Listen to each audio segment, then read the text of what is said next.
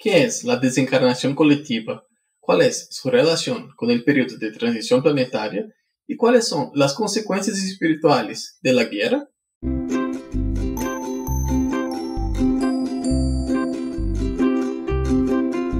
Hola, ¿cómo estás? Bienvenido al canal Conociendo el Espiritismo. Mi nombre es Kaique Lima y hoy hablaremos un poco sobre las desencarnaciones colectivas y la visión espiritual de las guerras.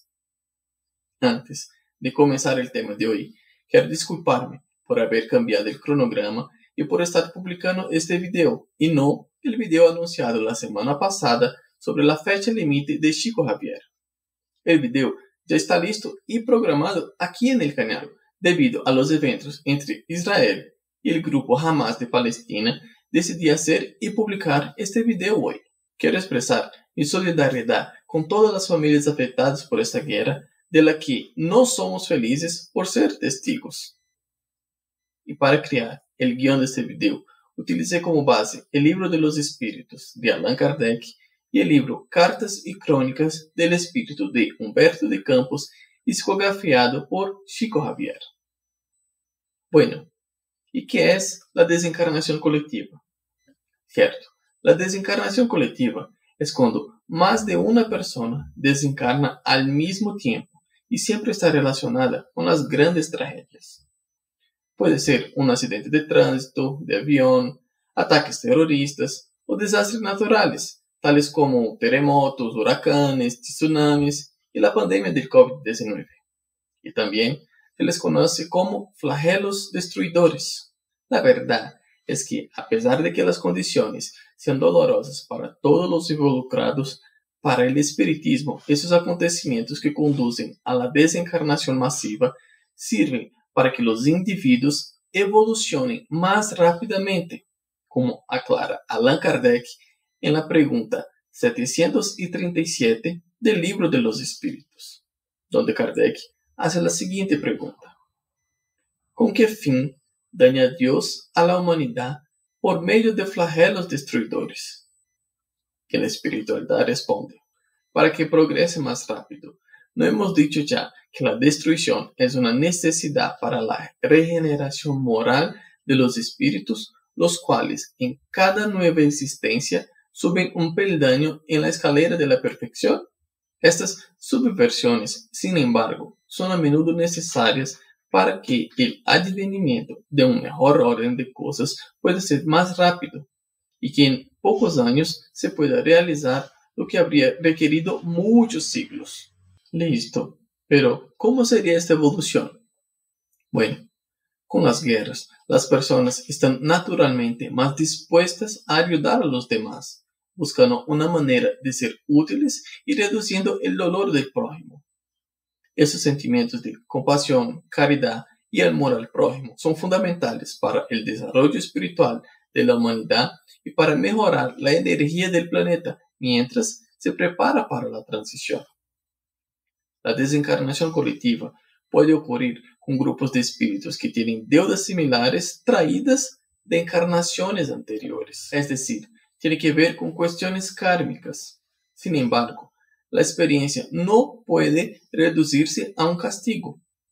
La característica principal de la desencarnación masiva es el logro de la redención y el aprendizaje de la humanidad.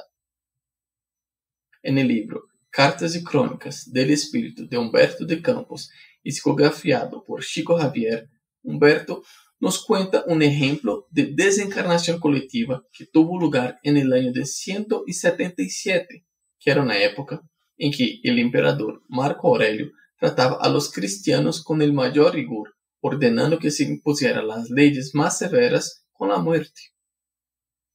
Nadie se escapaba, incluyendo hombres, mujeres, niños, ancianos y enfermos.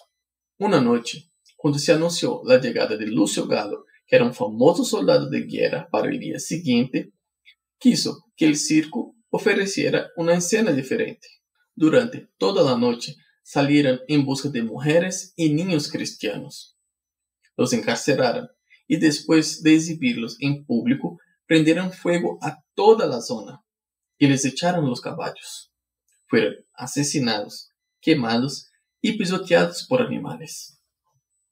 Ya en el año de 1961, en la ciudad de Niterói, en Río de Janeiro, un circo llamado Gran Circo Norteamericano fue alcanzado por un incendio provocado que resultó la desencarnación de 503 personas, además de más de 800 heridos.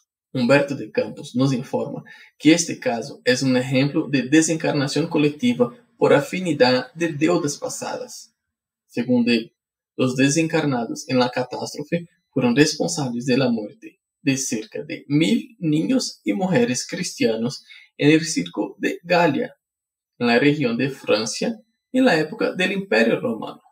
Y la conclusión es que este informe de Humberto de Campos nos muestra que esos espíritus que en el año de 177 cometieron tan brutal crimen tardaron 1784 años en prepararse en varias encarnaciones hasta que decidieron poner en su planeamiento de reencarnación una desencarnación similar y con eso pudieron saldar esta deuda encarnatoria para poder seguir la larga escala evolutiva. Es importante resaltar que ningún espíritu reencarna con la misión de hacer mal a su prójimo, sino que, como algunos hermanos con su libre albedrío optan por caminar por caminos más oscuros, los espíritus aprovechan esto para hacer coincidir los caminos de algunos hermanos encarnados para que se cumplan los planes reencarnatorios de los que sí están siguiendo el plan. Bueno, ¿y las guerras? La guerra es uno de los acontecimientos más dolorosos jamás presenciados por la humanidad. En el libro de los espíritus, Kardec hace algunas preguntas a los espíritus sobre el tema. En la pregunta 742, Kardec pregunta: ¿qué es lo que impulsa al hombre a la guerra? Y la espiritualidad responde: predominio de la naturaleza animal sobre la naturaleza espiritual y desbordamiento de las pasiones. En el estado de barbarie, los pueblos no conocen más que un derecho, el de más fuerte. Es por eso que para esos pueblos la guerra es un estado normal. A medida que el hombre progresa, la guerra se hace menos frecuente, porque evita sus causas haciéndolo humanamente cuando lo siente necesario. De esa pregunta podemos concluir que la causa principal de las guerras sigue siendo el bajo nivel evolutivo de algunos espíritus encarnados aquí en la Tierra. Y en la cuestión 744, Kardec pregunta: puesto que la guerra debe tener el efecto de producir el advenimiento de la libertad, ¿cómo puede tener a menudo la esclavitud como su objetivo y resultado? Y la respuesta es que la esclavitud temporal aplasta a los pueblos para hacerlos progresar más rápido. La guerra, por lo tanto, es otra de las calamidades que impulsan el progreso de la humanidad. Sin embargo, es causada por la ignorancia humana. Concluimos entonces que cuando los seres humanos no obedecen las advertencias espirituales para la educación por el amor, la disciplina viene por procesos rudimentarios. Las guerras en este caso son instrumentos violentos para despertar almas endurecidas. El espíritu no debe dormir en el asunto de la reforma interior, para no caer en las trampas de las tinieblas. En la cuestión 745, Kardec pregunta: ¿qué debemos pensar de quien incita la guerra para su propio beneficio? Y la espiritualidad responde: es un gran culpable, y se necesitarán muchas vidas para expiar todos los asesinatos de los que ha sido causa, ya que responderá por todos los hombres cuya muerte ha causado para satisfacer su ambición. Es decir, el líder que comenzó la guerra apuntando solo a sus propios intereses y no al bien común, será responsable de todas las desencarnaciones que ocurren en esa guerra. Esos líderes tendrán que pasar por muchas encarnaciones de dolor y sufrimiento para poder probar el dolor que están causando a sus hermanos y hermanas. Y esas reencarnaciones ya no serán en el planeta Tierra. En el futuro tendremos un video contando la historia de la reencarnación de Benito Mussolini. En el libro Nuestro Hogar del Espíritu de André Luiz y psicografiado por Chico Xavier, André Luiz revela la preocupación del plano espiritual con la Segunda Guerra Mundial en el año de 1939. donde Lises le dice a André que no hay forma de revertir la situación. Lamentablemente, la situación general es muy crítica. El Ministerio de la Unión Divina ha aclarado que la humanidad carnal, como personalidad colectiva, ha cometido diversos excesos. Las naciones se nutrieron de orgullo criminal, vanidad y egoísmo feroz. Ahora experimentan la necesidad de hacer estallar los venenos letales. Bueno, y entonces, ¿cuál es la relación entre los flagelos destruidores con el período de la transición planetaria? Hasta el año de 2057, que es cuando la Tierra dejará de ser un planeta de pruebas y expiaciones y se convertirá en un planeta en regeneración, habrá muchas otras desencarnaciones colectivas. Y esto puede deberse básicamente por dos causas diferentes.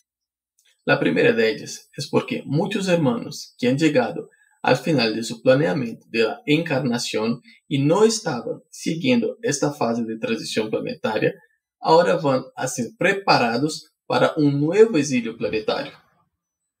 Y la segunda es lo opuesto a la primera, o sea, los espíritus que han llegado al final de su planeamiento de la encarnación y han soportado esta prueba, se han ganado el derecho de prepararse para vivir en un planeta Tierra mucho más evolucionado desde la próxima encarnación, ya con el planeta en regeneración. En cuanto al conflicto entre Israel y el grupo Hamas de Palestina, en mi opinión, es un ejemplo más de fanatismo religioso e intolerancia hacia los demás. El doctor Becerra de Menezes nos dijo que el fanatismo religioso es más peligroso que el ateísmo. Para concluir el tema de hoy, me gustaría aclarar que, por más radical que parezca, en la mayoría de la población encarnada aquí en la Tierra no hay inocentes.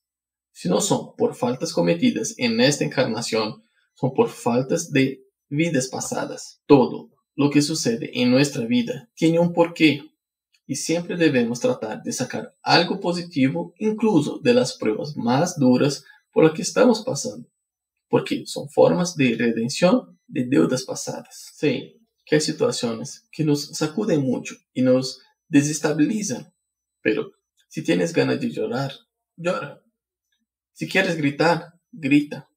Respeta tu momento de dolor, porque nadie sabe lo que usted está sintiendo.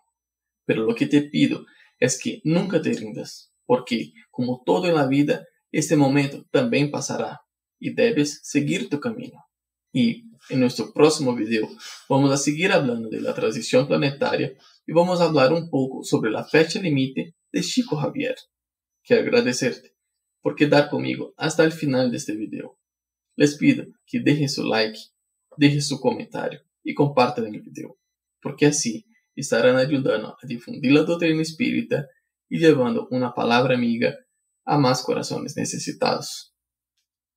Un fraterno abrazo a todos y que así sea.